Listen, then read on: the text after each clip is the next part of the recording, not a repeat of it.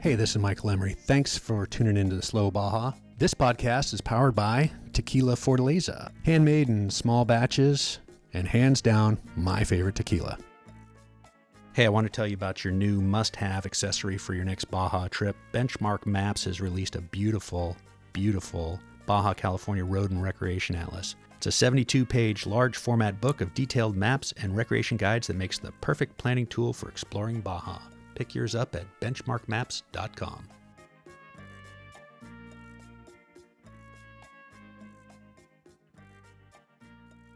It's Slow Baja, and I'm at Cervezeria Transpeninsular. I'm with Michael Squier, who's making a movie, and we got to bounce through the desert last couple of days together during the NORRA 500, and you're making the Baja Bug Movie. Yeah, so we're making Baja Bug Movie. The Baja Bug Movie. You know, why not keep it simple? All right. Well, Michael, let's just jump into that. I mean, we literally met on the roadside of a road, and you know, you're good fun. You were with RJ and shooting a film and shooting pictures of us when we were bouncing in front of you. So, tell me a little bit about yourself. Yeah, well, so it was funny. We saw you guys driving, and we had wanted to catch up to you guys and meet, and we were like, wait, is that FJ them? Is that Slow Baja? It is. So we just jammed and caught up to you guys and followed you. And I think we told you we were going to follow you in. And I think you guys thought that we said something was on fire. Well, we could have been on fire because we'd had this horrific gas leak all day. From our first fill up in the morning, I literally had a puddle of gas under my floor mat and was spilling out underneath the car and had no idea what it was. So it was, and no time to sort it, really. But yeah, I could smell it when we stopped for our tequila shots. 2 fire extinguishers was our solution. So, and we definitely had to quit smoking. Yeah, as soon as I got out of the Jeep, I quickly noticed the smell, and I was going to offer you my fire extinguisher. So that, all that aside, so you're making a movie, and you're down here filming Baja Bugs. And we are, yeah. A little bit about yourself. So I have a background in filmmaking. I come from a line of kind of photographers and advertising. I've grown up with a camera in my hand since I was 3 years old, and storytelling is just in my blood. And like I said, I have a background in filmmaking, and then I went into advertising for a number of years, and then we sold the company I was with, and I started my own freelance, my own production company. And once the pandemic hit, everything just kind of dried up and just stopped. And so I had plenty of time to reflect. And the documentary about Baja Bug was something that had been in my head for a number of years. And it really started when I had bought a Baja Bug. It was left for dead in Fallbrook. It had no motor, no transmission. Pans were all rotted out. I bought it through a friend of mine, vintage buggy, Douglas. He had found it, and we got it and we drug it to our friend's shop in San Clemente, JDR1 Services. And he walked out and he said, "Where did you get this Baja Bug? This is the car my dad and I built in the 70s as a pre-runner for our race car." So they had What are the odds of that? Right? Come on. It's amazing. It's amazing. And so they had a paint shop back then, and they still do. His father passed away, but he still does, and they painted race cars. So my car is bright orange with these, blue, orange, yellow stripes on the side. It's very distinctive. And so he helped me bring it back to life. We replaced the pans, put an engine, and he still had the frame air filter for it in his garage, and he still had the CB radio for it in his garage that he had saved all these years, because they used it as their printer from the 70s up until I think about the early 2000s, and his father passed away, and they lost the car. They hadn't seen it. He hadn't seen it in decades until it got brought back to his shop. Wow. And so that really showed me, I'd loved Baja Bugs, but I didn't really know the impact Baja Bugs could have on people. And so in seeing that connection he had with the car and with his dad through the car, it really showed me that there's more to these cars than just the cars themselves. And the cars themselves are something that shouldn't be able to do what they can. It's a car that was, depending on where you go back in history, designed in the 20s, and it has a checkered past. It's got a very interesting past of, it was essentially designed in the 20s by Joseph Gantz, and then was taken over by the Nazis, when it was kind of the Third Reich was trying to build up and modernize Germany, and that's when Porsche was brought in to kind of champion the people's car, the Volkswagen, and it took off from there. But once it was brought into the U.S. in the 50s, it didn't do good.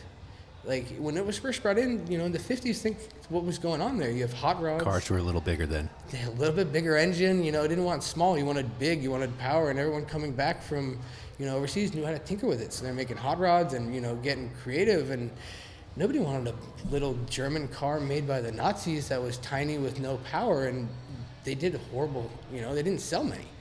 And one part of the story of the Baja, not the Baja Bug, but the Bug that I love is it was, DDB, Doyle, Dane, and Burback in New York. Great advertising. Oh, some of the... Think small. Exactly.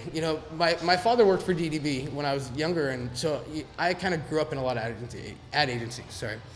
And, the Doyle, Dane, and Burback, they pitched that whole Think Small campaign to the Germans. And it's like, I would have loved to have been a fly on the wall in that. Like, imagine this Jewish ad company pitching to the Germans about a Nazi vehicle, let's make fun of it. Yeah, exactly. Imagine those executives at Volkswagen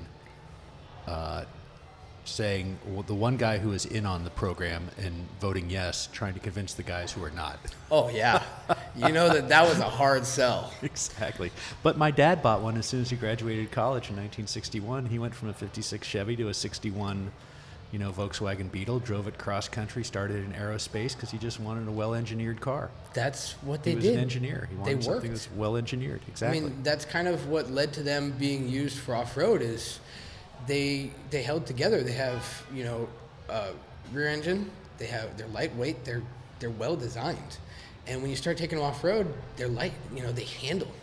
And a little bit of modification, you put some tires on it, and that thing can go just about anywhere. And that's what they found, with the 67 Mexican 1000, when they entered the Myers-Manx and Bruce with the Big Red, like that really showed the world what a little Volkswagen could do. Right. And that was kind of that inciting event which sparked a huge revolution in off-road. I mean, you can directly trace Baja Bugs to Myers-Manx. If we didn't have Bruce Myers creating the Myers-Manx, we would never have Baja Bugs. And what about... I'm blanking. Is it Gary Emery, Rod Emery's dad? Yeah. So is he really the father of the first Baja Bug? So tell me about that. You must have done some research by now. Yes, and I've definitely sat down with Gary. This is the way it's been bookmarked in my mind. So So from what I've learned, there's kind of two paths to the history of the Baja Bug. Because in 1967, in the first Mexican 1000 at NORRA, there were bugs being run. They're stock Beetles, pretty much a class 11, with light modifications, and that's essentially when they kind of started. And there's that which started in like 67, and then in about 68, and those didn't take off then. The Myers-Manx took off then.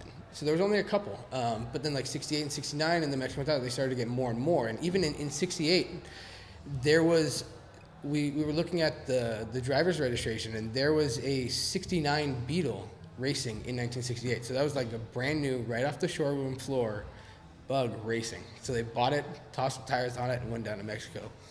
But so you have right around 68 is when Gary Emery started his project in Newport Beach. And that came about because of him having a family. So his brother had a Myers-Manx, went out to the desert, and he had 2 kids at that point. He wanted to go out to the desert with his family.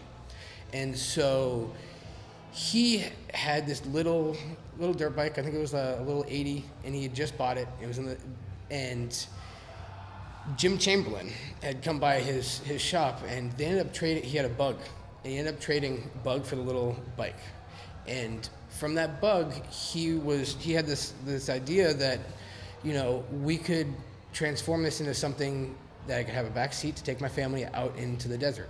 And so they started that then, and they started that in the back of Chick Iverson Volkswagen, because he had worked in the parts department, and his dad was a legendary body maker, and so that was really when that started. And so you have kind of the Mexican Baja Bugs that started racing in more of a stock form, and then you have the cut fender, more well thought out, a full, complete Baja Bug, and that's where Gary Emery is the first Baja Bug, you know, with the cut fenders and really changing the way that it's thought about. And so that was finished around like end of 68, 69, and so you have kind of those two parallel starting points of the Baja Bug, and then from there they kind of merge, and that's when you start getting the 516s, and then ultimately it just keeps going. And once, you know, in the 70s and switched to Score, and things started, you know, they were trying different stuff in the 60s and the 70s, and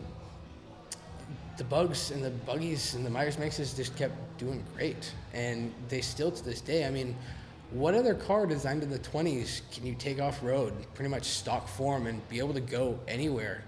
I mean, if you look at it even today, like fast forward to 2021, I was just racing in the Baja 500 with Eric Solorzano and in a class 11, and we're racing on the same stuff that trophy trucks are, and we're able to handle it after they've made, you know, 4-foot ruts. And it's like, you guys are in the Cadillacs just cruising, we're going through your mess and the stuff that you went through and still handling it in something that was made way before I was. And it's impressive, you know. It's a little car that conquered the desert, and there's something special about it, especially when you see a Baja Bug flying down the dirt road. Like, it just puts a smile on your face. Well, that's exactly what I was going to say. Like, you can't not smile when you see one of those things. You can't. It is. And, you know, yesterday driving around, we were on the race course, and, you know, looking for specks of dust behind us because something's going to come flying up, and we've got to get out of the way and pull over. And there's not pullouts, you know. I mean, you're driving on these little one-lane dirt roads, and you're keeping an eye on the horizon all the time for a little wide spot that I can jump off in my Land Cruiser so a trophy truck can go by, or a buggy can rip by. But, you know, the Volkswagens that we saw, we didn't see any Class 11s, unfortunately. But the ones that made me smile, I think it was Tim from Dirt Sunrise was driving that blue one. And it was just, and when I saw it was just like, you know, awesome. Oh yeah. You know, and I can't convey what a, you know, okay, trophy truck. It's like you stop and you're in awe. And then a Polaris or whatever rips by, and then something else rips by, and something else rips by, and then there's this buggy and that buggy, and, you know, the purpose-built things, and then this beetle goes by, and you can't help but smile and thumbs up and scream. Oh, yeah. And Jerry and Puck were driving that yellow one, and when they came by, it was totally spontaneous. I screamed, "Go, go, Puck, go, yeah." Jerry. And it's like, wow, where'd that come from? You get into it, you know what I mean? It's not the same. And it was so honest. It just jumped out of me. It's just natural. All right, back to you. We're not talking about which cars I'm cheering for. But that's the thing, is that emotional response you get from a car is, you don't get that from a trophy truck, like you said. You don't get that from a side-by-side. You know, I hate to say it that way. I hate to say it that way, but I mean, it's true. I don't. You know, Lots of people understand, sure, like, some people do, tools. but it's not the same. You know, they don't have the history. They don't have that character. Right. You know, you see a trophy truck coming down the racetrack, that thing's mean. It looks like it wants to but it is hurt mean. you. It is, yeah. You know, like I'm on the race course too, chasing in the Jeep, shooting. It's like I have to pull off to the side and keep an eye out for those guys just like you do, and it's not the same. You know, there's something kind of with what you're, you know, saying, the slow Baja. I mean, there's so much beauty here in Baja that when you're flying by in a trophy truck, all you see is the road right in front of you, and that's it. Your tunnel vision. You miss all that beauty, you know, that you're flying by. And that's kind of the beauty of being down here in Baja, is being in Baja. Yeah, slow your roll a little bit. Slow down. See it, smell it, and taste you know, it. Yeah. It's really not like us shooting the film. We're out here, you know, in some of the races I've been co-driving, and, you know, and Eric's, he even let me drive some of the race, and, you know, but then when we're out here like this race, we were chasing and shooting, you know, sometimes we're out there sitting for hours waiting for a car, and you just kind of slow down and just enjoy the world around you, and, you know, the people that are hanging out, and you're focused on what you're doing, and you're cheering for these cars that just you see them coming from out of nowhere, and you're like, that's amazing. And then, I mean, for me, it's like I see a UTV coming, like I get let down. I'm like, oh, you're just gonna kick dust up in the cameras, thanks. No offense to my UTV future Sorry, sponsors. guys. I love you guys, but grab a Baja Bug. No offense to you, Polaris. I'd still like to be sponsored by you. Let me clarify. There is a time and a place that UTVs are amazing for. Those things awesome. are so They're capable. awesome. So capable. They can handle, like for filmmaking, love them. Yep. Toss the camera gear in, mount a camera to them, mount an arm. They're amazing. It's just me personally, I want a clutch. I want something with a carburetor. I want to smell, like I want a car with some cojones. That, you can't just go buy off the showroom floor. I want something that's a car. It's a personality. Each. No, you said it. Character. It's character. So let's take a quick break here, so I can deliver a plug for my good friends Jeff Hill, who's here with me in Baja. He's been such a great sponsor. He jumped into the safari class and did it. So let's have a word with Baja Bound, Best Mexican Insurance, and then we'll be right back with Michael Squier. Hang on. Hey, do you wish you had joined us on the NORRA 500? Well, here's your chance. It's double the mileage, double the fun, double the parties, double the dirt. It is the NORRA Mexican 1000. We're going to drive by day. We're going to party by night. I'm pouring shots of Fortaleza tequila. April 30th through May 6th, 2022. We're driving the entire peninsula. You don't want to miss out on this one. Again, if I can do it in my 1971 Toyota Land Cruiser, totally stock, you can do it in any modern 4x4. The NORRA Mexican 1000. It's the happiest race on earth. Check it out at norra.com, NORRA.com, or on Slow Baja. Here at Slow Baja, we can't wait to drive our old Land Cruiser south of the border. And when we go, we'll be going with Baja Bound Insurance. Their website's fast and easy to use. Check them out at bajabound.com. That's bajabound.com, serving Mexico travelers since 1994. So we're back. Michael Squier, we were talking about character in cars, and I think that you're absolutely spot on. It's certainly what I relate doing my thing in my old Land Cruiser. You were saying earlier your dad was an ad man, and you were in the advertising business yourself. How did you decide to make this transition? You did talk about COVID and what was going on with business. You had a production company, and that dried up to a degree, like a lot of businesses came and went during COVID. So that's a kind of odd a left turn, right turn story. Yeah. So I worked in production. I worked on commercials, feature films, mainly commercials, some music videos as well. And then in 2009, there was a big writer strike that happened up in LA, and everything shut down. And I was actually went through all the processes, testing everything. I was about to sign on the line. It was Friday, the 13th of March, 2009. And I remember I was about to sign to join the Marines as a combat photographer. It's like, let me hold off. I'm gonna just wait, come back on Monday, let me think about it. Went outside and I made a call to my cousin who owned a company in Orange County. I didn't know quite what he did. It's like, hey, you got something that can maybe hold me over till, this writer strike is over and production picks back up. Long story short, he owned a genetics company. So I went down and started working for this genetics company, originally in the lab. Just kind of random, like, I don't know what I'm doing. He's like, you'll figure it out.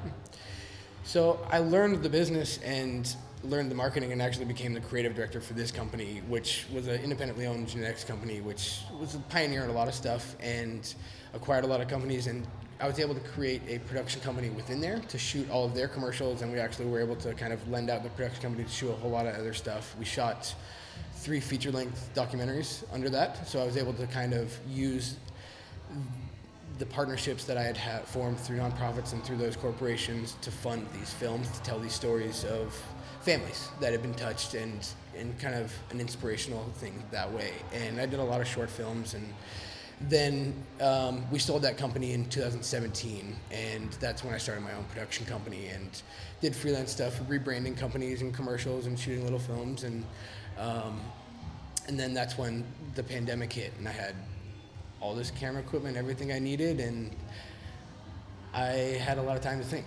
And that's when I made a commitment to the project. And I said, I was in my garage. I remember it was a very distinct moment. And I was in my garage, and I looked, I had all my camera gear there. It's all on shelves. And I looked at all my whole editing setup, and I was like, what am I doing? I need to just do this. This project has been going around in my head for so many years. I either need to commit to it and do it 100%, or it's going to drive me nuts. And so right then there at that moment, I committed to it 100%. And I put my life savings into it and just went for it. And I haven't let up yet. And that was in April. And so I started reaching out to people, and the connections I already had from having a Baja Bug, and it just quickly started snowballing. And I reached out to the Baja Society, which is a kind of Baja club, and went out to one of their meets and started, they had 40 some Baja Bugs out there. It was great to see so many. And then went out to a couple other meets, and it was really this cool thing to see all these people come together. And one thing that's, I was talking about the uniqueness of Baja Bugs. You're not going to see any two that are the same. And the same thing goes for the people that own them. They're so unique, and they make that such a captivating story. The story of the car is an amazing story in itself. It's a history that needs to be told, and it's a shame that it didn't, but I'm glad it didn't, because then I wouldn't have the chance to. Yeah, you got an opportunity. Exactly. And so the people behind the cars are just as unique as the cars themselves, and that's what really makes the story, is the people and the cars and what it's able to do. Just that going out into the desert in such simplicity in the beginning, and just, can we do it? And it's still alive today. And I've found that the more I come down here, it's more of like a family, and everyone's just willing to help out. It's like, I'm in the middle of the desert shooting, 150 miles from anywhere, and truck rolls up and, hey, what are you guys doing? Hola! They have food, beer, cerveza. It's like, you're just welcome. And it's sad because of kind of living in the States. Mexico gets a very bad rap. Even from people that are close to me, they're like thinking I'm going to get shot coming down here. It's like, the only thing I'm going to get a shot of is tequila from slow Baja on the side of the road. For the record, at what time? I believe it was about 8:30, 8:15, somewhere around there. You're just trying to shake off the morning chill. Yep. Get the fur off our teeth. It was day 2. Dust out of our throats. Yeah, it was day 2, so I think we had only had, about 3 or 4 hours of sleep. So it was still kind of just rolling over from day 1. So where are you in the process now? So we're probably about 3/4 of the way through, a little bit more. We plan to shoot until about end of December, and then we have post-production scheduled up until about April. And then we're planning on doing some private screenings with the sponsors around then, and then we are going to take to film festivals, and then ultimately distribution. We have a few offers for distribution right now, but we're planning to go through the film festivals first. We want to get it out there, and we really want it to have the longest legs it can. We want it to reach as many people as possible, because everybody has a connection to Volkswagen. As I'm doing this project, at the gas station, this place, everyone has, oh, my dad had a Volkswagen, it was my first car. Everyone has that connection, and it's not even like 10 degrees of separation. It's like 1 degree of separation to this car, and it always has held a special place in people's hearts, and it does in mine as well. And that's, yeah, I can see it's genuine for sure. Have you? I mean, these cars, the Baja Bug movement, the Baja Bug creation, only goes, it's just over 50 years now. Yeah, and it's so. Have you met some Baja Bug OGs? I mean, there's some Oh, guys yeah. out there that I built this car when I was in high school. Oh, yeah, there's so many of them, and it's like even some of the guys racing. I mean, like Mike Perlman here, I mean, he was, 19 in the first Mexican 1000? He was there. His dad started it. He's got first-hand knowledge and every driver's log that goes with it, and even like, and then you have some of the, because not everyone started racing then. Like some of the people who were that kind of legendary weren't always in the beginning. Like you have like Pepe Rodriguez or Alex Solizano, who didn't start till more of 70s, 80s, and then they made, they're very dominant in that. And those guys are legends. Like talking to Pepe, the stories I got from him were amazing. You know, tell me about all the Mickey Thompson off-road series, and he had a great line in there. Everybody cheats. Some people just cheat better. When he told me that when he was telling a story about how he would wire his brake lights to a button on his steering wheel, so that going into the corner it would look like he would brake early, and he would just hit the button so the guy behind him would brake early, and he would just go full throttle into the corner. It's, you know, there's a lot of these little stories that come out, and it's great to hear them. So, you know, from the people that were there. You know, a lot of the films that have been done kind of about Baja are very much done in the narrative sense. You know, they're a film there's a narration written that strings the story along, and this isn't that kind of film. This is a film that's going to be told by the people who are made it, who are there, who have been a part of it, and it's their story. You know, I have no part in being in the film. This is not my story. This is my story to facilitate them telling their story. And that's the thing I want to hear is, you know, these guys have so many amazing stories. And the thing I'm going to have to deal with at the end is I'm shooting about 100-to-1 ratio, so I'm going to have 99% of this stuff that still needs to find a home.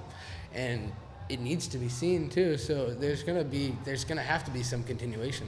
The Baja Bug Library, right? The Baja Bug Memorial. Yeah, I mean, like, even like just the journey of the film has been such an amazing thing. Like going and meeting all these people, and you know, all these legendary racers in these race shops, and like going to Montez's race shop and seeing what they do there, and all the, you know, the difference in everyone, and even just like yesterday we were driving around Ensenada, and we saw a bug on the roof of a shop, like, and then a bunch of bugs parked out front. We're like, this is too rad. I gotta stop. I was like, literally just stopped in the middle of traffic, put the hazards on. I'm like, RJ, grab him some stickers. I'm taking him a banner. And I just walked in and was like, you know, told them what we were doing, talked to them for a little while, and they were ecstatic. He walked me around the whole shop. He's like, we're cooking food. It's not ready yet. I'm sorry. Come back. You know, I just walked up and now I'm welcome in. Like, they're. Can you touch on that a little bit? I mean, my show is very broad in general interest, Baja. You know, I talk about everything, racers and winemakers and chefs and, you know, whatever, people who lead tours or make movies about, you know, riding on mules. How do you define Baja? You know, that's a hard one, because what you think Baja is before you experience it is one thing. But when you come down here and you're involved in it in such an intricate way, and you're, you know, like we've been right in the thick of everything, and in Squier and NORRA and even in the States, and there's a distinct difference with Baja. It slows down. Life is different. Your priorities shift. You know, the normal stresses of the day aren't the same. And it's a place that is special to me and everyone down here, and it's one of those things that once you find Baja, I think Baja's, I mean, obviously it's a place, but I think it's more of a state of mind, a mentality, and what we come down here for. You know, once you find it and you get hooked, like, you can't get rid of that.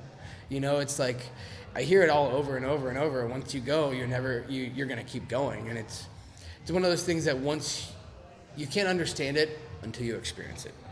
Like, it's such a great place. The people, everything. It's amazing. Yeah, I think it's just that, walking into a shop and having somebody say, oh, I'm sorry, the food's not ready.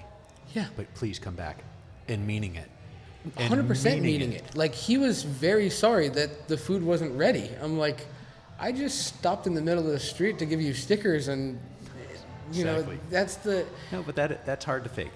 You can't fake that. And that's what depresses me so much about the things I hear in the States. Like, you're going to get shot. You're going to get robbed. You're like... light post. Yeah. I mean, realistically, on some of these trips, I'm bringing down $100,000 worth of camera gear down here, and I'm going to the middle of the desert, and I get nothing but support and welcoming. Like, hey, I live here. If you need anything, parts for your Jeep, waters, let me know.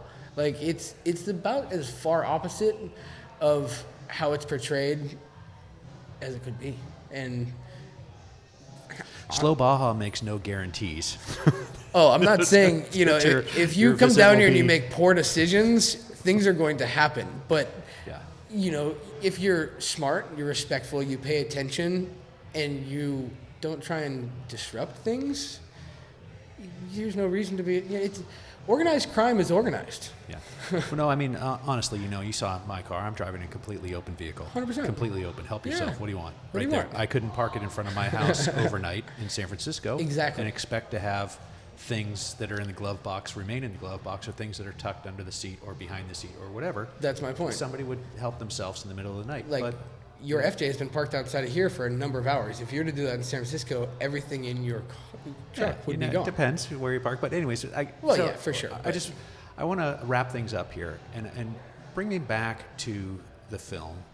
Tell me you've got great, I hate to say it, the style, the swag, the joie de vivre that you bring to your presentation. Did you design everything yourself? I did. So that's one thing that arena as well. When I worked in the film industry for a number of years, and I was able to kind of learn a very wide variety of skills and in filmmaking. And then I have a background, so I was in advertising. I grew up around advertising agencies. Sorry, let me sip of water. And so that was kind of ingrained in me. And so then when I switched into being a creative director, it was brought alive. And then I was able to really enhance that and learn how to grow a company. So, I was able to grow a company from 50 people to 100, 1,500 people, having the marketing of it and really branding the company and other companies under that umbrella. And that really gave me a lot of skills to be able to pass on to this. So I have those skill sets to be able to design the look and feel of it, as well as keep it cohesive with the film I'm actually making. And it's simple, keep it simple, stupid. Like, if it doesn't need to be there, get it out. If it doesn't enhance what you're doing, it shouldn't be there. And the same goes for my filmmaking style, is once you can take everything out that you can, that's when it's done. You keep taking out until there's nothing else you can take out, and that's when it's finished. You don't need anything else. And it goes back to me being a still photographer. First and foremost is, if someone doesn't want to look at one of my photographs, why the hell are they going to want to look at 24 of them a second, especially for 2 hours long? So everything needs to push it forward. Everything needs to have a purpose to be there. So you've got great swag. Where can people find it? So you can grab shirts through Shreddy Life, the company there, through Blake Wilkie. He's been a supporter early on, and he's actually helped me produce the film. So you have the official Baja Bug Movie shirts there, and I actually have a side clothing company that, in kind of my adventures, I was partnered with a skateboarder a long time ago, and we had created a clothing company. And so if you go to findthemirrors.com, or the Instagram is See the Mirrors for that, you can find like tank tops, shirts, hoodies, jackets, and those are kind of stuff that I just put up there more for myself and just so I can have a place to play kind of with my design stuff, and like, I want to make that hat because I want to wear it. So you can check them out, but Shreddy is where you can get the official swag. And where are the spots on the internet that people can find out about the film? So you can check us out on Instagram at the Baja Bug Movie, or thebahabugmovie.com. That can direct you to the Instagram. We'll be adding more to that as we go. Right now, it's pretty much just directing you to the social media, and we're also on Facebook at the Baja Bug Movie. So pretty much if you just type Baja Bug and add movie in there, you're going to find it. And that's essentially why the title is that way, because it's simple. It's, in the world we live in now, everything's digital. It's searchable. It's not, you don't see it on a movie poster the same way you would. And so with this we want it to be seen as many people as possible. So with that kind of a title, it keeps it simple. What are you doing? It's right in the title. It's right there. We're not hiding anything. We're not hiding anything. Keep it simple. Yeah, less is more. Less is more. Less is more. And a Baja Bug is even less. Yes. Which is even more. Exactly. And we're going to leave it right there. Michael Squier, thanks, man. Thank you so much for having me. Glad to have you on the show. It was a pleasure. Hope Baja and the Baja Bug Movie get to talk again when the film comes out. Definitely. I got your stickers on the Jeep, and I'll put one on my Baja Bug when I get home. All right. Thanks. Appreciate it.